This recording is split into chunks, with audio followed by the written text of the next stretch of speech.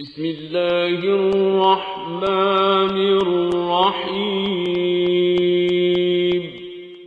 وَلَقَدْ يَسَّرْنَا الْقُرْآنَ لِلذِّكْرِ فَهَلْ مِن مُدَّكِرٍ۔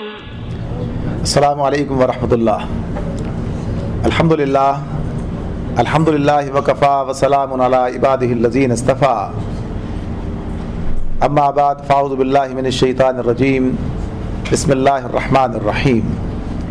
انا انزلنا التوراۃ فیہا ھدی ونور یحکم بہا النبیون الذین اسلموا للذین ھادوا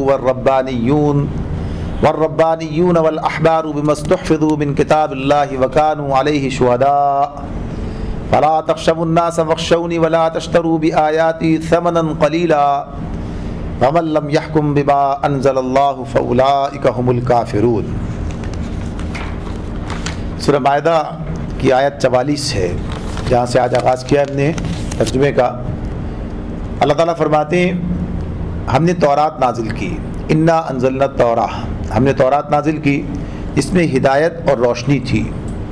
سارے نبی جو مسلم تھے اسی کے مطابق ان یہودی بن جانے والوں کے معاملات کا فیصلہ کرتے تھے، اسی طرح ربانی اور احبار بھی اسی پر فیصلے کا مدار رکھتے تھے۔ یہ بات جو اس میں کہی گئی کہ تمام رسولوں سے مراد کیا ہے کہ جو رسول بنی اسرائیل میں آئے، جو نبی، بلکہ نزل لفظ جو ہے نبی کا ہے، سارے نبی جو مسلم تھے۔ تو یہاں اللہ تعالیٰ یہ بات بتا رہے ہیں کہ پہلی بات تو کہ تورات جو نازل کی ہے، اس تورات کو اللہ تعالیٰ نے، یعنی جو اللہ کی کتابیں ہیں وہ اللہ کی طرف سے ایک ہدایت ہے، اس میں روشنی ہے، یعنی علم کی روشنی ہے، ہدایت کی روشنی ہے۔ تو یہ تورات کے اندر بھی تھی، تورات اللہ نے جو نازل کی۔ اور پھر جو کہا کہ یحکم بہا النبیون الذین اسلموا، سارے نبی جو کہ مسلم تھے، الذین اسلموا۔ اب یہاں پر یہ بات مزید واضح کی جا رہی ہے کہ جو نبی، جو انبیاء بنی اسرائیل کے اندر آئے، ان کا نام یہودی نہیں تھا، بلکہ ان کا نام کیا تھا؟ اسلموا، وہ مسلم تھے۔ یعنی نبی جو تھے سب کے سب مسلم تھے، کوئی یہودی نہیں تھا۔ یہ تو یہودی بن گئے خود سے، انہوں نے خود یہ نام اختیار کر لیا۔ تو اللہ تعالیٰ اس کی بھی اصلاح ساتھ کرتے بتا رہے ہیں کہ یہ بات کہ یہ تمام نبی جو ہم نے بھیجے تھے یہ مسلم تھے، اور یہ یحکم یعنی فیصلہ کرتے تھے للذین ہادوا، ان لوگوں کا جو یہودی بن گئے تھے۔ یعنی اس طرف انہیں دعوت دے رہے تھے کہ آپ اصل مسلم بنو۔ جیسے ہی بات ہے کہ اگر آج دعوت دی جائے، کسی کو کہا جائے کہ اصل تو مسلم ہے، اور اس حیثیت سے جو ہے اپنی ذمہ داریوں کو پوری کرنے کی بات کی جائے، دین اسلام کی طرف دعوت دی جائے، تو ایسے ہی جو ہے وہ کہیے کہ یہ انہیں تمام انبیاء انہیں اسلام کی طرف بلاتے تھے، ان کے معاملات کا فیصلہ اسلام کی بنیاد پر کرتے تھے، اور یہ لوگ خود یہودی بنے ہوئے تھے۔ والربانیون والاحبار، اور ساتھ ہی ساتھ جیسے رسول کا معاملہ ہے تو ایسے ہی پھر ان کے متبعین، یعنی ان کی امت میں جو لوگ اس ذمہ داری کے اہل ہوتے ہیں، یعنی انبیاء کے وارث کون ہوتے ہیں؟ علماء ہوتے ہیں۔ تو اس میں یہ کہا کہ والربانیون والاحبار، تو ربانی کا جو لفظ ہے یہ علماء کے لیے ان کے پاس استعمال ہوتا ہے، اور احبار کا لفظ ان کے یہاں فقہاء کے لیے استعمال ہوتا ہے۔ ویسے درویش کے لیے بھی اس کو استعمال کیا جاتا ہے۔ ربانی یعنی اللہ والے، درویش کے معاملے بھی ہو گئے۔ تو یعنی علماء، درویش، فقہاء، یعنی ان کے جو مذہبی رہنما یوں کہہ لیجئے، یہ سارے کے سارے ہو گئے۔ تو ان کے بارے میں اللہ تعالیٰ فرماتے ہیں کہ وہ بھی اسی کے مطابق، جیسے رسول انبیاء جو تھے وہ اس کے اوپر فیصلہ کرتے تو وہ بھی ایسے ہی کرتے تھے۔ اور پھر مزید کیا بتایا؟ بِمَا اسْتُحْفِظُوا مِن کتاب اللہ، کیونکہ انہیں کتاب اللہ کی حفاظت کا ذمہ دار بنایا گیا تھا۔ یعنی اس کی ذمہ داری کس پر ہے؟ ظاہر ہے کہ جو جاننے والے ان پر زیادہ ہے، علماء کی ذمہ داری زیادہ ہے بنسبت اس کے عام افراد کی بھی ذمہ داری ہے۔ ویسے تو ہر مسلم جو بھی مسلمان ہے، جو اس کتاب پر ایمان لایا ہے، اسے اس کتاب کے ساتھ تعلق قائم بھی کرنا ہے، اس پر عمل بھی کرنا ہے، اس کی حفاظت کا بھی ذمہ دار ہے۔ جو کچھ اس معاملے میں اپنی ذمہ داری ادا کر سکتا ہے کرنا ہی ہے، لیکن خصوصیت سے جبکہ علماء کی بات کہی گئی کہ وہ انبیاء کے وارث ہوتے ہیں، تو ظاہر ہے جن کے رتبے ہیں سوا، ان کی پھر سوا ذمہ داری بھی آتی ہے۔ تو ذمہ داری کے اعتبار سے اب یہ معاملہ کیا ہے کہ وہ اس کے ذمہ دار بنائے گئے تھے، تو ایک طرف تو اس ذمہ داری کی بنیاد پر وہ فیصلے بھی اسی کی مطابق کیا کرتے تھے، اور اسی کو پھیلانے سارے کام اس کی حفاظت کے جو بھی ذرائع کرنے کے ذمہ دار تھے۔ تو کیا کہا؟ وَكَانُوا عَلَيْهِ شُهَدَاءَ، اور وہ اس پر گواہ بھی تھے، یعنی اس کے یہ جو کتاب کی حفاظت کرنا، اس کے مطابق فیصلے کرنا، اور پھر اس پر عمل کر کے بھی دکھانا۔ یہ تمام مسلمانوں کی بات ہے، لیکن بات ہوئی کہ علماء اور درویش اور فقہ ان کی زیادہ ذمہ داری ہے، انہیں زیادہ طور پر یہ کام کرنا ہے۔ تو اللہ تعالیٰ کہتے ہیں، اب سب کو مخاطب کرتے ہیں، فلا تخشوا الناس واخشون، بس اے گروہ یہود تم لوگوں سے نہ ڈرو بلکہ مجھ سے ڈرو، یعنی اللہ سے ڈرو۔ تو یہ جو دنیا سے ڈرنا ہے، دنیا سے ڈرنے کے معاملات کیا ہیں؟ کیا ایک بات اور بھی تھی ان کے پاس، یہ جب ان کی تاریخ میں اور ان کی باتوں سے بات سامنے آتی ہے کہ جب بگاڑ پیدا ہوا، اور جب بگاڑ پیدا ہوتا ہے تو ہم بھی دیکھتے ہیں ہمارے پاس بھی وہ تمام چیزیں اسی طرح سے آتی چلی جا رہی ہیں، اس لیے کہ نبی کرم صلی اللہ علیہ وسلم کا ارشاد ہے کہ جب قوموں میں بگاڑ آتا ہے تو ایسے ہی آتا ہے، تو کہا جیسے ان میں آیا تھا ایسے تمہارے اندر بھی آئے گا، جدھر وہ گئے ادھر تم بھی جاؤ گے۔ تو یہ کیفیت ہے کہ جب لوگ یعنی علماء کے طبقہ علماء جو ہے خصوصیت سے جب اس کے اندر بگاڑ آتا ہے اور وہ لوگوں کو اس کے ساتھ اپنے تعلقات کو اسی طرح سے قائم رکھنا چاہتا ہے، اسی طرح اپنے مفادات کا تحفظ چاہتا ہے اور ان کے ذریعے سے بہت کچھ آنے لگتا ہے، یا عمرہ اور حکام کے ساتھ تعلق اس طرح قائم کر کے ان سے کچھ مفادات چاہتا ہے، تو پھر بہت سارے سمجھوتے کرتا ہے، کمپرومائز، بہت سارے سمجھوتے کرتا ہے۔ تو سمجھوتے کرنے کے نتیجے میں کیا ہوتا ہے کہ اگر یہ بات کہی تو ناراض ہو جائیں گے تو اپنے پاس سے ہٹا دیں گے، یعنی وہ مفادات جو حاصل ہونے وہ نہیں ہو سکیں گے، اور دیگر کہیے کہ خوف پیدا ہو جاتے ہیں۔ آج تو اور بھی زیادہ خوف دوسرے کیا ہیں کہ صاحب ناراض ہو گئے تو پتہ چلے گا دار پہ لٹکا دیں گے، جیل میں بند کر دیں گے، یعنی اب تو یہ بھی ہے۔ یعنی اس وقت جو صورتحال ہے ہمارے سامنے کہ جو علماء حق ہیں گویا کہیے کہ اگر وہ اپنی زبان کھولتے ہیں تو اس کا نتیجہ کیا سامنے آتا ہے، یعنی ان کے بعد جو ہے پھر اسی اعتبار سے قید و رسن کے سارے معاملات سامنے آتے ہیں، دار و رسن کے معاملات آتے ہیں، کبھی سزاؤں کی بات ہے، کبھی قید و بند کی بات ہے، اور ہم دیکھ رہے ہیں دنیا کے اندر جو صورتحال ہے علماء حق کے ساتھ جو کچھ ہو رہا ہے وہ دنیا کے سامنے۔ تو اس اعتبار سے اللہ تعالیٰ کیا بات کہتے ہیں، اللہ سے ڈرو، انسانوں سے مت ڈرو، یعنی اس معاملے میں صحیح بات کہو، صحیح۔ اب یہ بات ہے ٹھیک ہے جس حد تک یعنی ہر کام کے ایک طریقہ ہے، حکمت ہے، وہ اس اعتبار سے یہ بات کس اعتبار سے ہو رہی ہے، فیصلے کرنے کے حوالے سے بات ہو رہی ہے۔ جب فیصلہ کرنے حکم بنا دیا جائے اب تو صحیح بات کہنی ہے، غلط تو نہیں کہنی ہے، یا پوچھ لیا جائے تو اب آپ کو صحیح بات کہنی ہے، غلط نہیں کہنی ہے۔ یعنی ایک تو یہ کہ آدمی موقع و محل نہیں پاتا بات کرنے کا، ایک الگ بات ہے جب اس کا حالات دیکھے اس کے مطابق معاملات کرے، جو اس کے دین کے حوالے سے جو ذمہ داریاں بنتی ہیں حکمت کو دیکھے۔ لیکن جب معاملہ اظہار کا آ جائے، بات موقع وہ کہتے ہیں کہ مقتے میں آ پڑی ہے سخن گسترانہ بات، تو اب تو کرنی پڑے گی۔ اب ایسے حالات پیدا کوئی بات ایسی آ جائے تو کہا کہ اللہ سے ڈرو اور بندوں سے مت ڈرو۔ تو اللہ تعالیٰ کہتے ہیں فلا تخشوا الناس واخشون، بس انسانوں سے مت ڈرو، مجھ سے ڈرو۔ ولا تشتروا بآیاتی ثمنا قلیلا، اور میری آیات کو ذرا ذرا سے معاوضے لے کر بیچنا چھوڑ دو، یعنی تھوڑے سے مفاد کے چکر میں یہی آج بھی فتوے بکتے ہیں، آج بھی یہ ساری صورتحال جو ہے یعنی مرضی کے من پسند چیزیں چاہیے تو ٹھیک ہے، کچھ تھوڑی سی خدمت ہوتی ہے، کچھ تھوڑا تعلق ہوتا ہے، سب کچھ ہوتا ہے، اور کچھ چیزیں نکال کر پیش کرنے والے پیش بھی کر دیتے ہیں، یعنی سب چیزیں بھی ہو رہی ہوتی ہیں۔ تو یہ کیا ہے، مفاد دنیا کی بنیاد پر حق کو نگل جانا، یعنی پتہ ہے کہ اس کا مطلب یہ نہیں ہے، یہ بات اس طریقے سے نہیں ہے، بس حالات کا تقاضا کبھی کہ یہ بہانہ سوچ کے کبھی وہ بہانہ سوچ کے، لہذا جو لوگ حق کی تشریح کرنے پر متعین ہیں ان کے لیے کوئی رعایت کا معاملہ نہیں ہوگا کہ وہ حق کی غلط تشریح کر دیں اس موقع پر۔ یعنی یہ بات تو ٹھیک ہے کہ آدمی وہ کہیے کہ اس نے کوئی عافیت کا راستہ اختیار کیا، خاموش رہا، لیکن جب اسے حق کی بات یعنی پوچھا جائے، تشریح کرنا اسی کے ذمہ قرار پائے اور وہ حق کی غلط تشریح کر دے، وہ غلط فیصلہ دے دے، وہ غلط فتویٰ دے دے، اس کی کوئی گنجائش نہیں ہے۔ اب تو عزیمت کا معاملہ ہوگا اس معاملے اس راستے پر۔ تو اس اعتبار سے یہ بات کہی، تو یہاں تو معاملہ اس درجے کا بھی نہیں ہے جس تناظر میں بات ہو رہی ہے، یہاں تو معاملہ صرف یہ ہے کہ آپ کس قانون کے مطابق فیصلے کر رہے ہیں یا فتوے بیچ رہے ہیں، یا اس اعتبار سے لوگوں کی رائے اور لوگوں کی اپنی جو مزاج اس کو ملوز خاطر رکھتے ہوئے پھر جو کام کر رہے ہیں اور اس کے مطابق، تو اپنے مفاد کو دیکھتے ہوئے دنیا کی پرستی کے چکر میں، لوگوں کو راضی کرنے کے چکر میں پوری بات بتانے سے قاصر ہیں، چھوڑو ناراض ہو جائیں گے۔ یہ ایک بات کہہ دی بھائی تمہارا تو معاملہ یہی ہے، تمہارے ساتھ کیسے معاملہ کیا جا سکتا ہے، رشوت کا مال ہے، اس کا مال ہے، یہ چیزیں چور ہیں، ڈکیت ہیں، صاحب پتہ ہے لوگوں کا مال ظلم سے کھا جاتے ہیں، زیادتیاں کرتے ہیں۔ حکمت کے تقاضے یعنی تبلیغ کے، دعوت کے، ان سے تعلق رکھنا، انہیں نصیحت کرنا، سب چیزیں اپنی جگہ ہیں، لیکن اس کے اندر ان کے حصے دار بن جانا، ان کے پشتیبان بن جانا، ان کے کہیے کہ بدعت بدا خواہ بن جانا، یہ گنجائش نہیں ہے۔ وَمَن لَّمْ يَحْكُم بِمَا أَنزَلَ اللَّهُ فَأُولَٰئِكَ هُمُ الْكَافِرُونَ، چنانچہ اللہ تعالیٰ کیا فرماتے ہیں، جو لوگ اللہ کے نازل کردہ قانون کے مطابق فیصلہ نہ کریں وہی کافر ہیں۔ یہ بات 3 حوالوں سے آ رہی ہے آگے، تو اکٹھی آخر میں دیکھتے ہیں آگے اللہ تعالیٰ فرماتے ہیں وَكَتَبْنَا عَلَيْهِمْ فِيهَا أَنَّ النَّفْسَ بِالنَّفْسِ وَالْعَيْنَ بِالْعَيْنِ وَالْأَنْفَ بِالْأَنْفِ وَالْأُذُنَ بِالْأُذُنِ وَالسِّنَّ بِالسِّنِّ وَالْجُرُوحَ قِصَاصٌ فَمَنْ تَصَدَّقَ بِهِ فَهُوَ كَفَّارَةٌ لَهُ وَمَنْ لَمْ يَحْكُمْ بِمَا أَنزَلَ اللَّهُ فَأُولَٰئِكَ هُمُ الظَّالِمُونَ۔ تورات میں ہم نے یہودیوں پر یہ حکم لکھ دیا تھا کہ جان کے بدلے جان، آنکھ کے بدلے آنکھ، ناک کے بدلے ناک، کان کے بدلے کان، دانت کے بدلے دانت، اور تمام زخموں کے لیے برابر کا بدلہ، قصاص، برابر کا بدلہ، یعنی یہ جو ہے اس اعتبار سے ان کے پاس اللہ نے یہ لکھ دیا تھا۔ اور پھر فرمایا فمن تصدق به فهو کفارۃ اللہ، پھر جو قصاص کا صدقہ کر دے تو وہ اس کے لیے کفارہ ہے۔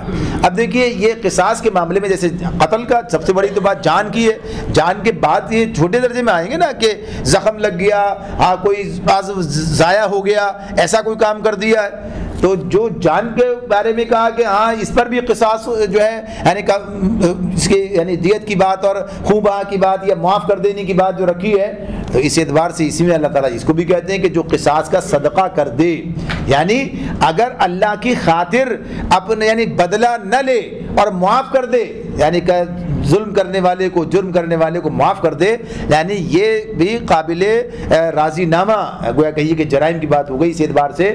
اور یہ بات پھر یاد رہے کہ ایک تو بات یہ ہوتی ہے وہاں تو معاملہ قتل خطا کا تھا اس اعتبار سے تھا، اور یہاں بھی یہ معاملہ بہرحال اس درجے میں یہ اسے جھگڑا ہے کسی بنیاد پر ہے، تو یہاں گنجائشیں جو رکھی جاتی ہیں وہ اسی اعتبار سے ہیں کہ جب آدمی حکمت جس کو دیکھتا ہے یعنی جو اللہ کی خاطر کام کرنا چاہتا ہے، تو اب اسی پیچھے اس کے کیا چیز ہوتی ہے پیش نظر، اگر معاف کر دینے سے معاملہ بہتر ہوگا تو معاف کرنے کے لیے تیار ہو جاتا ہے، اور اگر اس آدمی کو جب تک سزا نہ ملے یہ سیدھا نہیں ہوگا تو پھر سزا دینے کی بات کرتا ہے، یعنی اپنی خاطر نہیں کر رہا ہے بلکہ اس لیے تاکہ اس سے خرابی ختم ہو جائے۔ تو یہ دونوں چیزیں اپنی جگہ الگ الگ چلتی ہیں، تو اس اعتبار سے اصل کیا چیز ہے اللہ کی خاطر، تو اگر کوئی اللہ کی خاطر معاف کر دے تو اس لیے صدقہ ہے وہ، ورنہ ویسے کسی اور پیسے لینے کے چکر میں معاف کر دے تو پھر وہ صدقے کی بات نہیں ہے، وہ تو معاملہ کیا ہے، تو کیا وہ اس کے لیے کفارہ ہے، کفارہ کسی اعتبار سے اس کے گناہوں کا کفارہ ہے، یعنی جو اللہ کی خاطر معاف کرے گا تو اللہ تعالیٰ اس کے قصور معاف کرے گا، تو اس اعتبار سے کفارہ ہے۔ اور پھر یہاں پھر دوبارہ کہا کہ جو لوگ اللہ کے نازل کردہ قانون کے مطابق فیصلہ نہ کریں وہی ظالم ہیں، یہ دوسری بات آ گئی۔ اب آگے تیسری آتی ہے، فرمایا وَقَفَّيْنَا عَلَىٰ آثَارِهِمْ بِعِيسَى ابْنِ مَرْيَمَ مُصَدِّقًا لِمَا بَيْنَ يَدَيْهِ مِنَ التَّوْرَاةِ وَآتَيْنَاهُ الْإِنْجِيلَ فِيهِ هُدًى وَنُورٌ وَمُصَدِّقًا لِمَا بَيْنَ يَدَيْهِ مِنَ التَّوْرَاةِ وَهُدًى وَمَوْعِظَةً لِلْمُتَّقِينَ۔ فرمایا پھر ہم نے ان پیغمبروں کے بعد یعنی جو بنی اسرائیل کے اندر پیغمبر آئے جتنے بھی، پھر ہم نے ان پیغمبروں کے بعد مریم کے بیٹے عیسیٰ کو بھیجا، تورات میں سے جو کچھ اس کے سامنے موجود تھا وہ اس کی تصدیق کرنے والا تھا، اور ہم نے اس کو انجیل عطا کی جس میں رہنمائی اور روشنی تھی، اور وہ بھی تورات میں سے جو کچھ اس وقت موجود تھا اس کی تصدیق کرنے والی تھی، یعنی رسول خود بھی اور کتاب بھی، اور وَمَوْعِظَةً لِلْمُتَّقِينَ، اور متقین کے لیے سراسر ہدایت اور نصیحت تھی۔ یہ اللہ نے عیسیٰ علیہ السلام کی بات اور انجیل کی بات کی۔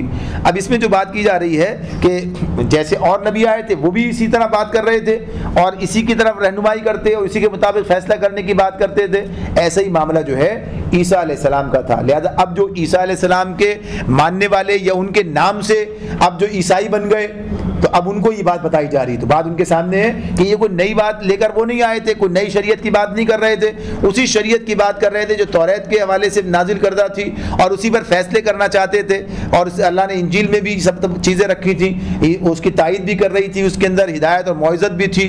اور اس کے بعد فرمایا وَلْيَحْكُمْ أَهْلُ الْإِنجِيلِ بِمَا أَنزَلَ اللَّهُ فِيهِ فَمَن لَّمْ يَحْكُم بِمَا أَنزَلَ اللَّهُ فَأُولَٰئِكَ هُمُ الْفَاسِقُونَ۔ ہمارا حکم تھا، یعنی اس اعتبار سے وَلْيَحْكُمْ أَهْلُ الْإِنجِيلِ، کیا حکم تھا؟ ہمارا حکم تھا کس کے لیے؟ اہل انجیل کے لیے، کہ اس قانون کے مطابق فیصلہ کریں جو اس میں جو اللہ نے اس میں نازل کیا ہے، اور جو لوگ اللہ کے نازل کردہ قانون کے مطابق فیصلہ نہ کریں وہی فاسق ہیں۔ اب یہاں پر یہ گویا کہیے کہ تین اللہ نے انہی تین آیتوں کے اندر تین حوالوں سے بات کرتے ہوئے بات بتا دی، ہمارے سامنے رکھ دی کہ جو لوگ اللہ کے نازل کردہ قانون کے مطابق فیصلہ نہ کریں وہ کافر ہیں، پھر کہا کہ وہ ظالم ہیں، پھر کہا کہ وہ فاسق ہیں۔ تو یہ تینوں چیزیں جو ہیں اس اعتبار سے اللہ نے ہمارے سامنے رکھی ہیں۔ اب اگر ویسے دیکھیں تو اپنے محل کے اندر یہ تینوں باتیں درست ہوتی ہیں، اپنے محل کے اندر یعنی اس اعتبار سے، لیکن پھر بھی ان کے اطلاق میں کچھ فرق جو ہے وہ واقع ہو جائے گا، اطلاق میں کچھ فرق جو ہے اس میں واقع ہو جائے گا۔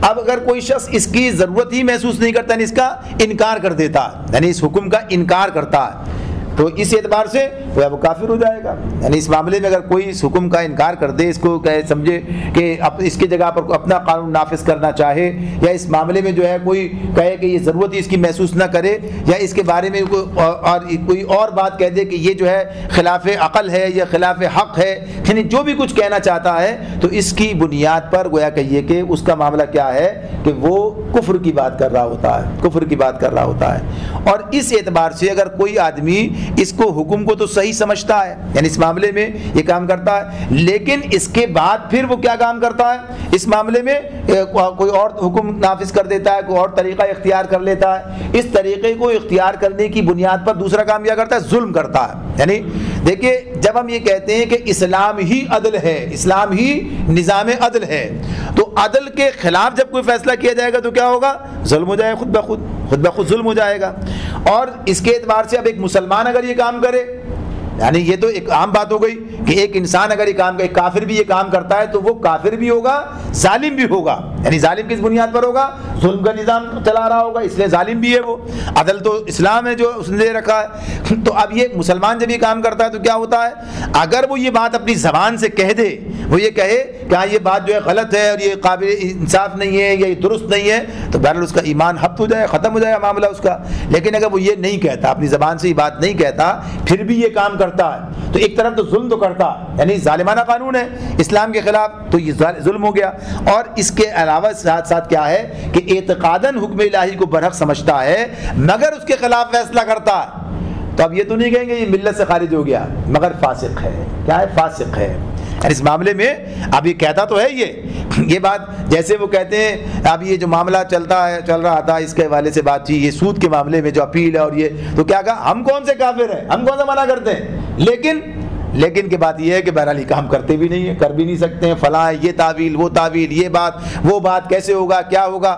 یعنی اس معاملے میں وہ درجہ وہ سنجیدگی نہیں ہے۔ ایک تو بات یہ کہ ایک آدمی راستہ پاتا ہی نہیں ہے، کوشش کر رہا ہے، اب کوشش اگر راستہ ڈھونڈنے کی کوشش کر رہا تو نظر آئے گی، نظر تو آج تک نہیں آ رہی۔ اس لیے ایسی کوئی خوشگمانی کی بات تو نہیں ہے کہ لوگ تلاش کر رہے ہیں اور 10 سال سے اور 20 سال سے تلاش کر رہے ہیں، ملتا نہیں انہیں راستہ، ایسا کوئی معاملہ نہیں، کرنا ہی نہیں چاہ رہے ہیں کرنے کے لیے، ورنہ ظاہر سی بات ہے بہت سارے کام ہو سکتے ہیں جو کام کرنا چاہتے ہیں، تو اس کے لیے جو طریقے اختیار کیے جاتے ہیں، جو علماء کے ساتھ مل کر اور جو کام کیے جائیں، بہرحال تو بات کیا ہے کہ اب یہ جانتے کہتا بھی اعتقاد ہے مگر پھر اس کے خلاف کرتا ہے، تو اب یہ نافرمانی کا نام ہی فسق ہے، تو نافرمانی کا نام فسق ہے۔ تو اس اعتبار سے یہ الگ الگ درجہ بندیاں ہو سکتی ہیں، الگ الگ درجہ بندیاں۔ تو اللہ تعالیٰ اسی لیے بات کہتے ہیں جو جس درجے کے اندر رہتے ہوئے کام کرتا ہے، کوئی اس کو مانتا ہی نہیں ہے تو ظاہر کافرانہ بات ہو گئی۔ جو کہتا بھائی یہ کہاں تم 1400 سال پہلے کی باتیں لے کے آ گئے، اٹھاؤ رکھو اسے ایک طرف، یعنی ایسا بھی کہنے والے کہہ دیتے ہیں، ایسا بھی کہنے والے کہہ دیتے ہیں، اور یہ تو بڑا ظلم ہے، یہ تو ظالمانہ، معاذ اللہ اگر ایسے کوئی اپنی زبان سے بات کہہ دے، یہ ہاتھ کاٹ دینا، یہ کیسا بات، اور یہ سنسار کر، یہ کیا، تو یہ کیا ہے، یہ بہرحال گویا کہ یہ کہ ایمان کے ختم ہو جانے کی بات ہے یہ۔ یعنی جب آدمی اللہ پر تنقید کرے، اللہ کے نظام پر تنقید کرے، رسول کے کام پر تنقید کرے، یعنی اس کو صحیح نہ مانے، تو اس کے علاوہ اور پھر ایمان کسے کہتے ہیں۔ البتہ جو آدمی اس کو تسلیم کرتا ہے، بات تو یہی صحیح ہے، یعنی تسلیم کرتا ہے، انکار نہیں کرتا ہے، کبھی اس کے خلاف بات نہیں کرتا ہے، لیکن عملاً کرتا وہ یہ جو اسے کرنا ہے، تو ظاہر سی بات ہے کہ ظلم تو ہے ہی اپنی جگہ، اس کے خلاف چیزیں جو ہیں ظلم ہے، اور فسق بھی اپنی جگہ ہے کہ اللہ کی نافرمانی ہے۔ تو اس اعتبار سے یہ اللہ تعالیٰ کا فیصلہ ہے جو اس نے اس قرآن مجید میں ہمارے سامنے رکھ دیا ہے کہ جو لوگ اللہ کے نازل کردہ قانون کے مطابق فیصلہ نہ کریں، کافر ہیں، ظالم ہیں، فاسق ہیں، لیکن یہ تینوں کے اطلاق الگ الگ اس اعتبار سے ہیں۔ ہم یہ بات جو کوئی آدمی زبان سے اقرار کر رہا ہے لیکن عمل سے کچھ اور کام کر رہا ہے تو اسے کافر نہیں کہتے، یعنی کہیں کہتے اس بنیاد پر کوئی معاملہ اس کا اللہ کا ہے، دل سے نہیں کر رہا ہے یا ویسے نہیں کر رہا ہے، جو کچھ بھی کر رہا ہے۔ اب جیسے ایک بات یہ ہے کہ نماز کیا ہے، نماز یہ مومن کی کفر اور ایمان کے درمیان فرق بتایا نا، اس کا کہا کہ یہ اس کی جو ہے یہ فرق ہے، یہ اس کی پہچان ہے۔ اب بے شمار لوگ نماز نہیں پڑھ رہے لیکن نماز کا انکار نہیں کر رہے ہیں۔ جو آدمی نماز کا انکار کر دے اس کے معاملے میں بات الگ ہوگی، بھائی یہ نماز کا انکار کرتا ہے، یعنی یہ جو طے شدہ امر ہے قرآن کا اس کا انکار کرتا ہے تو پھر ظاہر سی بات ہے کہ کفر کی طرف جانے کی بات ہوگی۔ لیکن انکار نہیں کرتا، پڑھتا بھی نہیں ہے، پڑھتا بھی نہیں تو کیا ہے یہ ظاہر سی بات ہے کہ نافرمانی ہے، گناہ ہے، یہ فسق ہے، فجور ہے، یہ اس حوالے سے بات ہو جائے گی۔ تو یہ اسی طرح سے بات یہ ہے کہ اگر کوئی آدمی اس کا انکار زبان سے نہیں کرتا ہے اور عملہ نہیں ہے تو اس درجے میں چلا جائے گا۔ تو یہ بات تو بہرحال اصل چیز کیا ہے کہ نہ انسان کے لیے ظلم مناسب ہے، نہ فسق مناسب ہے۔ فاسق کے لیے بھی اللہ نے کتنی وعیدیں سنائی ہیں قرآن مجید میں، ہے نا، فاسق کے لیے کتنی وعیدیں، ظالم کے لیے کتنی وعیدیں۔ تو ظالم اور فاسق ہونا بھی کوئی اچھی بات تو نہیں ہے کہ آدمی سوچے چلو ظالم فاسق سے کوئی کام نہیں چلتا ہے، کام چلے گا، ایسا کوئی نہیں ہے۔ ظالم کے لیے بھی اللہ نے سخت سزاؤں کی بات کی ہے، فاسق کے لیے بھی اللہ نے سخت سزاؤں کی بات کی ہے، سخت وعیدیں اللہ تعالیٰ کی ہیں ان کی طرف، ان لوگوں کے لیے۔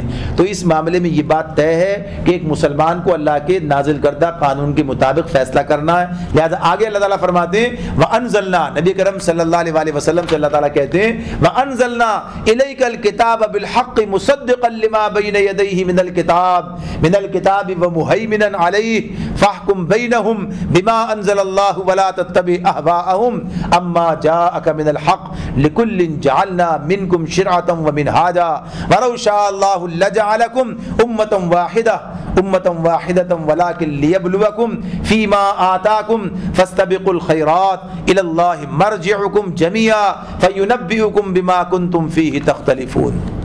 نبی کرم صلی اللہ علیہ وسلم سے اللہ تعالیٰ کہتے ہیں وَأَنزَلْنَا إِلَيْكَ، اور اب ہم نے تمہاری طرف یہ کتاب بھیجی ہے۔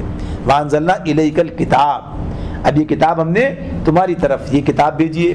وہ کتابیں آئیں ان کا تذکرہ ہو گیا، توریت اور انجیل کی بات کر دی، اب یہ کتاب ہم نے تمہاری طرف بھیجی ہے، بالحق، حق لے کر آئی ہے، مصدق، تصدیق کرنے والی آئی ہے، لما بین یدی من الکتاب، کتاب کے حوالے سے، الکتاب میں سے جو کچھ اس کے سامنے ہے یہ اس کی تصدیق کرنے والی آئی ہے۔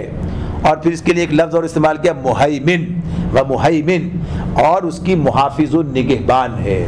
یہ جو لفظ مہیمن ہے یہ اپنی جگہ پر ایک اور ہمیں بیان گویا کہیے کہ اس کی حقیقت کو بتا رہا ہے کہ یہ جو لفظ مہیمن ہے اس کا مطلب ہے محافظت، نگرانی، اس کا مطلب ہے شہادت، امانت، تائید اور حمایت، یہ اس کا مطلب ہے۔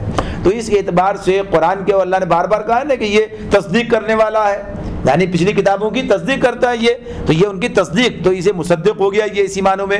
محافظت کیا ہے کہ اب جتنی چیزیں اس اعتبار سے ہیں وہ سب اس کے اندر موجود، یعنی محافظ ہے یہ، جو چیزیں اللہ نے اس کے اندر رکھ دی ہیں وہ اس کے اندر محافظ ہے یہ۔ اب ان سب چیزوں کو تو کیا کہا، الکتاب، الکتاب کے حوالے سے بات کی اللہ تعالیٰ نے۔ تو الکتاب کا مطلب ہی ایک تو یہی بات ہو گئی کہ اس سے پہلے جتنی چیزیں ہیں وہ کوئی الگ الگ نہیں ہیں بلکہ اسی ایک الکتاب کے مختلف حصے ہیں، مختلف چیزیں جو ہیں وہ اللہ تعالیٰ نے مختلف زمانوں کے اندر بھیجتا رہا ہے، اور بالآخر یہ اب قرآن مجید جو ہمارے پاس آ گیا۔ تو اس اعتبار سے یہ کوئی الگ الگ چیزیں نہیں، الگ الگ شخصیات کی طرف سے، ایک اللہ کی طرف سے آ رہی ہیں، ایک ہی اس کا ماخذ ہے، ایک ہی اس کا بھیجنے والا ہے، یعنی انسانوں کے لیے ایک ہی انسانیت کی بات ہے ان کے لیے۔ تو اب اس کے بعد شریعت کی بات آگے ہوتی ہے، تو اس بنیاد پر یہ گویا کہ یہ اس کی خصوصیت اور پھر یہ قرآن کی خصوصیت کہ اب اس کا مطلب کیا ہے کہ یہ مہیمن ہے، اور یہ ان تمام برحق تعلیمات کو جو پچھلی کتب میں دی گئی تھیں اس نے اپنے اندر محفوظ کر دیا ہے، وہ ان پر نگہبان ہے۔ جتنی چیزیں اللہ نے اس کے اندر، یعنی وہ تمام عقیدہ سب جگہ ایک ہی ہے، کوئی اور چیز نہیں ہے، یہ تمام چیز اس میں اللہ تعالیٰ نے رکھی ہیں۔ اور پھر اسی اعتبار سے یہ بات بھی ہمارے سامنے آتی ہے کہ آج بھی اگر توریت اور انجیل کا جائزہ لیا جائے تو جو چیزیں قرآن کے مطابق ہیں وہ اللہ ہی کی بات ہے، یعنی اس کی تصدیق کرے گی ہے۔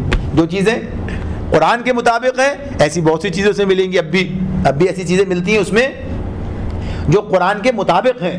تو اب یہ کیا ہے؟ قرآن تصدیق کرتا ہے کہ یہ اللہ کی بات ہے، تو اس کے اندر بھی یہ مصدق ہے. تو یہ مہیمن کا لفظ اس اعتبار سے ہے. اب یہ مسئلہ نہیں ہے کہ ہم دوسری کتابوں کی طرف بھاگیں، ادھر بھاگیں. اب تو خود کتاب یہ خود مہیمن ہے، تو مہیمن کو چھوڑ کر کدھر جانا ہے؟ تو اللہ کی کتاب کی طرف ہی آنا ہے.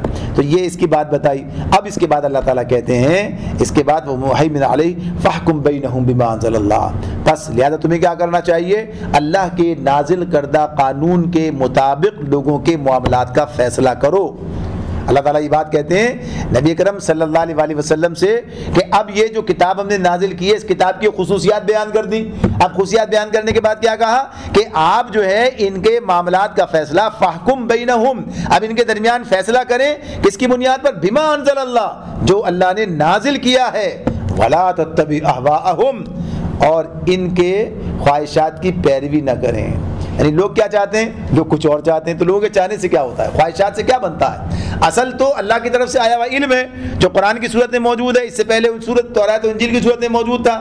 اب ان کو چھوڑ کر، علم کی بنیاد کو چھوڑ کر اور زن اور گمان اور خواہشات کے پیچھے چلا جائے. بھائی لوگ یہ کہتے ہیں، لوگ یہ کہتے ہیں، تو ہم لوگوں کی بات سنیں یا اللہ کی بات سنیں؟ ایک بات تو یہ. اب لوگوں کی تو 50 باتیں، یہ صاحب کچھ چاہتے ہیں، وہ صاحب کچھ چاہتے ہیں، وہ صاحب کچھ چاہتے ہیں. ہر ایک اپنے نفس، اپنی خواہشات اور اپنی رجحان کے مطابق خواہش رکھتا ہے، چاہتا ہے ایسا ہونا چاہیے، ایسا ہونا چاہیے. ہر ایک اپنی بات کرتا ہے. اور عبادت سے یاری کیا ہے؟ ظاہر سی بات ہے ظن و گمان ہے. تو ایک تو یہ سب کے لیے مناسب بھی نہیں ہے. یہ بات ان کو مناسب لگتی ہے ان کے لیے، وہ بات انہیں مناسب لگتی ہے وہ ان کے لیے. تو ظاہر اس سے یہ ناراض، اس سے وہ ناراض. تو کسی بھی طرح کوئی دلیل ہی نہیں بنتی ہے، کوئی بات ہی نہیں بنتی ہے. اس اعتبار سے بتایا جا رہا ہے حقیقت کیا ہے جو اللہ نے کیا. اللہ تعالیٰ نے یعنی جو صحیح بات ہے، جو سب کے لیے یعنی جو صحیح بات ہے. اب کوئی مانتا ہے نہیں مانے. بات کیا ہوتی ہے جب کسی پر کسی یعنی ظالم پر تو پھر زد پڑتی ہے نا. یہ جب کوئی آدمی چاہتا ہے بھائی ہر ایک کا حق ہے، مقرر کر دیا ہر ایک کا حق ہے. اب کوئی چاہتا ہے ان کا حق بھی میرے حصے میں آ جائے اور زبردستی کو طریقہ اختیار کرتا ہے. اب جب اسے پابندی لگے گی تو پسند نہیں آئے گی بات. یہ تو ان لوگوں کی پسند ناپسند کی بات نہیں ہے. کیا کہا کہ فاحکم بینہم، ان کے درمیان فیصلہ کرو بما انزل اللہ، اس کی بنیاد پر جو اللہ نے نازل کیا. ولا تتبع اہواءہم، ان کی خواہشات کی پیروی نہیں چلے. کوئی بات کوئی اس معاملے میں جو اللہ کا فیصلہ آ جائے.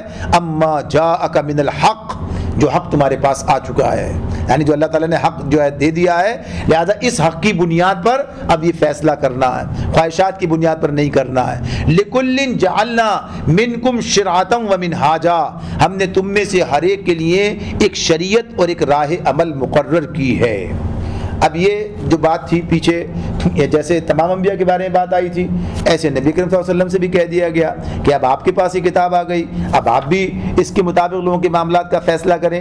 اب اس کے بعد یہ جو بات یہاں سے شروع، اب یہ ایک جملہ معترضہ، یعنی وہی بات کے درمیان میں اللہ کی طرف سے اب ایک بات جو ہے مزید اضافی طور پر بتائی جا رہی ہے. یعنی اسی کے اندر ایک نصیحت کا پہلو اور یا کہیے کہ معلومات کے حوالے سے یہ پہلو بھی ہے، سوالات کے جواب کے طور پر یہ بات آ رہی ہے سامنے. لِكُلٍّ جَعَلْنَا مِنْكُمْ شِرْعَةً وَمِنْهَاجًا، کہ ہم نے تم میں سے ہر ایک کے لیے ایک شریعت اور ایک منہاج، ایک راہ عمل مقرر کی ہے.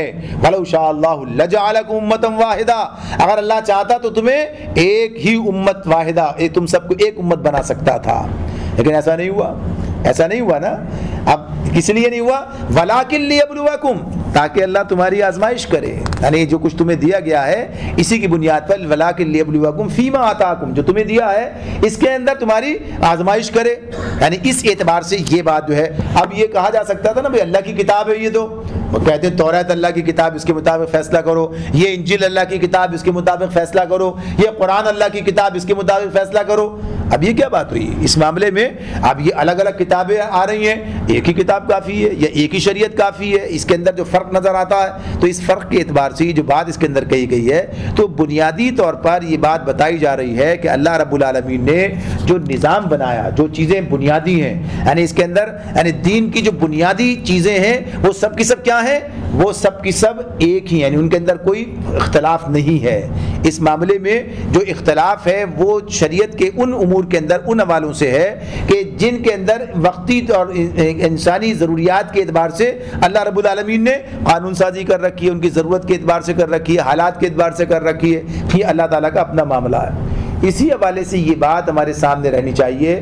اب یہ بات تو عام طور پر کہی جاتی ہے کہ بھئی یہ جو جیسے مولانا سید بلال مودودی رحمۃ اللہ علیہ کے حوالے سے یا تفہیم القرآن کے حوالے سے بات ہوتی ہے، یہ اس کے اندر آپ کے معارف القرآن میں مفتی شفیع صاحب نے یہ جملے نقل کیے اسی حوالے سے، اسی اعتبار سے کہ اصل چیز کیا، عبادت اصل کیا ہے؟ اللہ رب العالمین کی اطاعت ہے۔ یعنی اس کے اندر جو بات بتائی جا رہی ہے کہ اللہ کا حکم آج ہی آیا، کل اللہ کا حکم یہ آ گیا، اور یہ جو نماز، روزہ اور زکوٰۃ اور یہ حج جو ہیں، یہ بھی فی الاصل یہ مقصود نہیں ہے، بلکہ یہ بھی حکم الہی کی اطاعت کا ذریعہ ہیں، یہ اس تک لے جانے والے۔ ورنہ یہی بات ہے کہ جب وقت نماز پڑھنی منع ہے اس وقت نماز پڑھنا گناہ بن جائے گا، جس وقت روزہ رکھنا منع ہے اس وقت روزہ رکھنا گناہ بن جائے، جیسے عیدین کے دن میں کوئی روزہ رکھ لے تو یہ گناہ ہو جائے گا، یعنی اس کے لیے منع کر دیا ہے۔ اسی اعتبار سے بات ہے۔ پھر اسی طرح سے کہا کہ یوم العرفہ کی مثال دیتے ہوئے سب مثالیں انہوں نے دی ہیں۔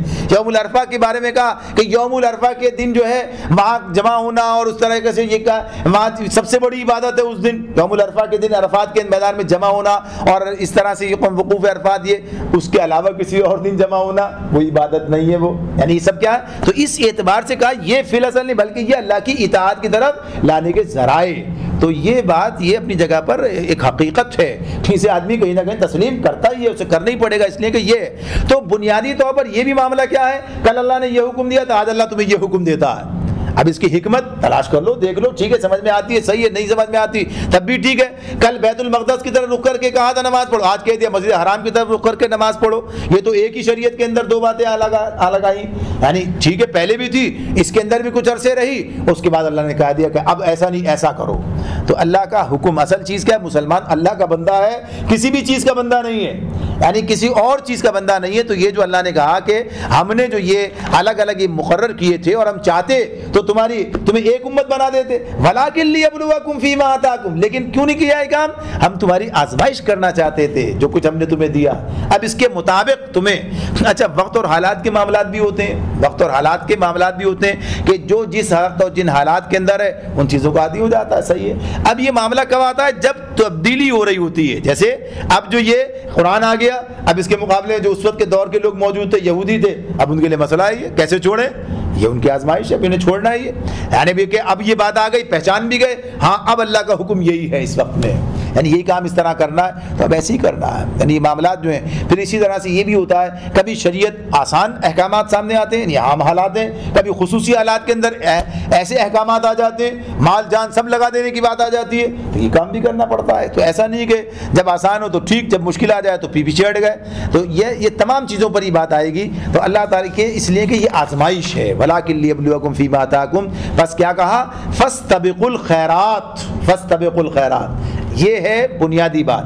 اچھا یہ فَاسْتَبِقُوا الْخَيْرَاتِ کا لفظ آپ نے یاد ہوگا، یہ وہاں بھی گزرا تھا جب قبلے پر بحث ہو رہی تھی دوسرے پارے کے اندر سورہ بقرہ میں، وہاں بھی کہا تھا نا ہر ایک کا ایک رخ ہے، ہر ایک کا، پس تم جو ہے نیکیوں کی طرف سبقت کرو، یعنی اس میں یہ بات آئی تھی تو وہی فاستبقوا الخیرات پھر آ گیا یہاں پر۔ اب بھی شریعت اور اس حوالے سے بات ہو رہی تھی نا، ٹھیک ہے یہ سب چیزیں، اب آپ کا کام کیا ہے؟ آپ بھلائیوں میں ایک دوسرے سبقت لے جانے کی کوشش کرو۔ اب یہ بھلائیوں میں سبقت کا کیا ہے؟ ہر بھلائی کس چیز کا نام ہے؟ جو اللہ نے کہا اسی کا نام بھلائی ہے، یعنی وہ نیکی بھلائی کے جتنے کام اللہ نے بنا دیے، یہ کل بھی بھلائی تھے، یہ آج بھی بھلائی ہیں، یعنی جزیات کے اندر فرق پڑتا ہے نا، ورنہ اصولی طور پر تو بات یہ کل بھی اللہ سے وابستگی کا وہی معیار تھا، آج بھی اللہ سے وابستگی کا وہی معیار ہے۔ کل بھی حلال حرام پیمانے صاف تھے، واضح تھے، کل بھی اللہ تعالیٰ کہہ رہا تھا کہ اللہ کی آیات کو تھوڑی قیمت پر نہ بیچو، کل بھی اللہ بات یہ کہہ رہے تھے کہ اللہ کے احکامات کے مطابق فیصلے کرو، آج بھی اللہ تعالیٰ یہی بات کہہ رہے ہیں، یعنی کوئی فرق اس کے معاملے میں نہیں ہے۔ تو بنیادی طور پر نیکی بھلائی سب چیزیں واضح ہیں، تمہیں کیا کرنا چاہیے؟ فاستبقوا الخیرات۔ تو یہ قانونی مشگافیوں کو چکر اس اعتبار سے اس میں پڑ جانا، وہ کہیے کہ شیطان کبھی اس طرف ڈال دے کہ آدمی کو اللہ کی دین سے شریعت سے ہی دور لے جانے کی کوشش کرے، تو یہ کوئی عقل مندی کی بات نہیں ہے۔ ادھر آ جاؤ، الی اللہ مرجعکم جمیعا، تم سب کو آخر اللہ کی طرف پلٹ کر جانا ہے۔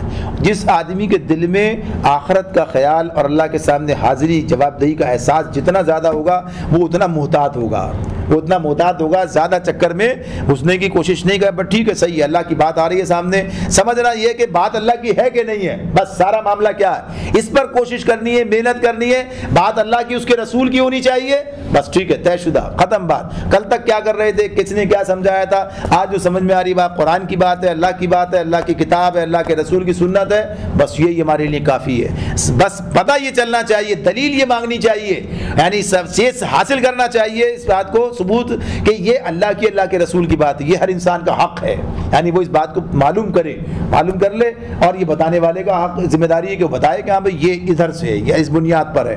تو اللہ تعالیٰ کہتے ہیں کہ یہ کام ہے, بالآخر تم سب کو پلٹ کر اللہ کی طرف جانا ہے, پھر وہ تمہیں اصل حقیقت بتا دے گا. فَيُنَبِّئُكُمْ بِمَا كُنْتُمْ فِيهِ تَخْتَلِفُونَ, پھر وہ تمہیں اصل حقیقت بتا دے گا جس میں تم اختلاف کرتے ہو. یعنی جو اختلافات انسانوں کے درمیان پیدا ہو گئے ہیں, یعنی جو ان کے تعصب, ہٹ دھرمی اور مختلف ان کے اپنے رجحانات نے کام کیے, اس کا کوئی فیصلہ نہ مناظرے کے ذریعے ہوگا, نہ میدان جنگ میں, بلکہ کہاں ہوگا, جب حقیقت بے نقاب کر دی جائے گی, اللہ کے پاس یہ فیصلے ہوں گے. یعنی جو اس قسم کے معاملات ہیں ان کے فیصلے وہاں پر ہوں گے. یعنی ہو سکتے ہیں اللہ تعالیٰ کہتا ہے ہم کریں گے, فَيُنَبِّئُكُمْ, پھر ہم تمہیں بتائیں گے, بِمَا كُنْتُمْ فِيهِ تَخْتَلِفُونَ, جس کے اندر تم اختلاف کر رہے تھے. تو یہ معاملہ وہاں کے لیے چھوڑا جائے. وَأَنِحْكُمْ بَيْنَهُمْ بِمَا أَنزَلَ اللَّهُ وَلَا تَتَّبِعْ أَهْوَاءَهُمْ وَاحْذَرْهُمْ أَن يَفْتِنُوكَ عَن بَعْدِ مَا أَنزَلَ اللَّهُ إِلَيْكَ.